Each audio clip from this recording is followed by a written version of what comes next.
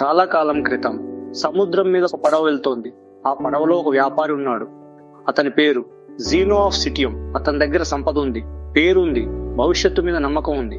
కానీ ఆ రోజు ఒక్కసారిగా తుఫాన్ వచ్చింది. అలలు పడవను మింగేశాయి.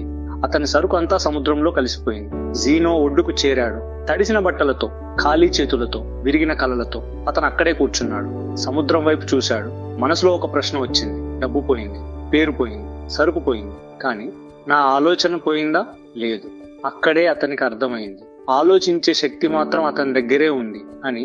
జీనో లేచాడు. అథెన్స్ నగరానికి నడిచాడు.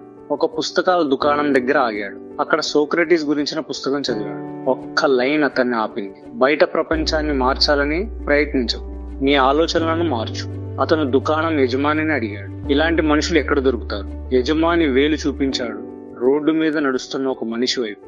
జీనో వెంటనే వెళ్లి అడిగాడు, నేను జ్ఞానం నేర్చుకోవాలి, ఎక్కడ వెళ్ళాలి? ఆ మనిషి చిరునవ్వు నవ్వి చెప్పాడు, నా వెంటరా. అప్పటి నుండి జీనో నేర్చుకోవడం మొదలు పెట్టాడు. ఆ నేర్పిన పాఠాలే ఈ రోజు మనకు స్టోయిసిజం గా మిగిలాయి. ఒక రోజు జీనో శిష్యుడిని అడిగాడు, నీ స్నేహితుడు నిన్ను తిట్టాడు, నీకు కోపం వచ్చింది, ఇప్పుడు చెప్పు, నీ చేతిలో ఏముంది?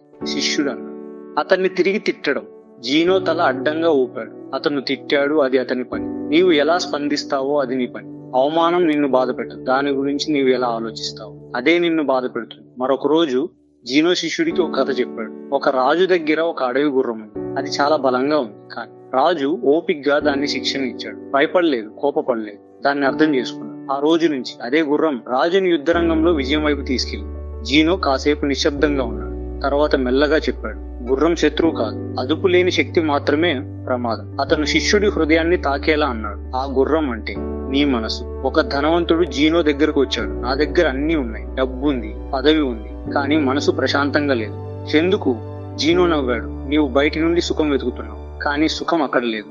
ప్రపంచం నిన్ను తిట్టినా నీవు సరిగ్గా ఉన్నావని నీకు తెలుసు. అయితే అదే నిజమైన సుఖం. నిజాయితీగా జీవించడం, ధర్మంగా ఉండటం, అదే స్టోయిక్ జీవితం. ఒక యువకుడు జీనో దగ్గరకు వచ్చాడు. కళ్ళు నీళ్లతో నిండున్నాయి, అన్నీ పోయాయి, ఇక నా జీవితం అయిపోయింది అని ఆ యువకుడు చెప్పాడు. జీనో అతన్ని కూర్చోమని చెప్పాడు. నిదానంగా అడిగాడు, ఇనుముని చూసావా? అది గనిలో మట్టిగా ఉంటుంది, కానీ అగ్నిలో వేసినప్పుడు అది కత్తి అవుతుంది. ఈ కష్టం నిన్ను కాల్చడానికి రాలేదు, నిన్ను తయారు చేయడానికి వచ్చింది.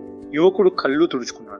సమస్యలు మనిషిని బలంగా మార్చడానికి వస్తాయి అని స్టోయిసిజం చెప్తుంది. ఒక శిష్యుడు అడిగాడు, మనం చనిపోతామని తెలుసు, అది భయంగా ఉంటుంది, ఏం చేయాలి? జీనో చెప్పాడు, రేపు చనిపోవాల్సి వస్తుంది, ఈ రోజు సరిగ్గా జీవించు. ప్రతిరోజు చివరి రోజులాగా జీవించు.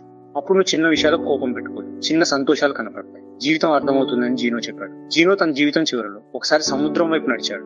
అదే సముద్రం ఒకప్పుడు అతన్ని నాశనం చేసింది. అతను చిరునవ్వు నవ్వాడు, నీకు ధన్యవాదాలని చెప్పాడు. ఆ తుఫాను లేకపోతే నేను వ్యాపారిగానే మిగిలేవాడిని, కానీ నీవు నన్ను ఫిలోసఫర్ చేసావన్నాడు. జీనో జీవితం చెప్తుంది, నీవు బయట గెలవకపోయినా పర్వాలేదు, నీ మనసు మీద గెలిస్తే నీవే విజేత. స్టోయిసిజం అంటే చల్లగా ఉండటం కాదు. స్టోయిసిజం అంటే లోపల అగ్ని ఉన్నా బయట ప్రశాంతంగా ఉందామని చెప్తుంది. జీనో ఒక మాటలో చెప్పాలంటే, జీవితం నీకేమిస్తుందో అది నీ చేతిలో లేదు, కానీ దాన్ని ఎలా స్వీకరిస్తావో అది పూర్తిగా నీ చేతిలో ఉంది.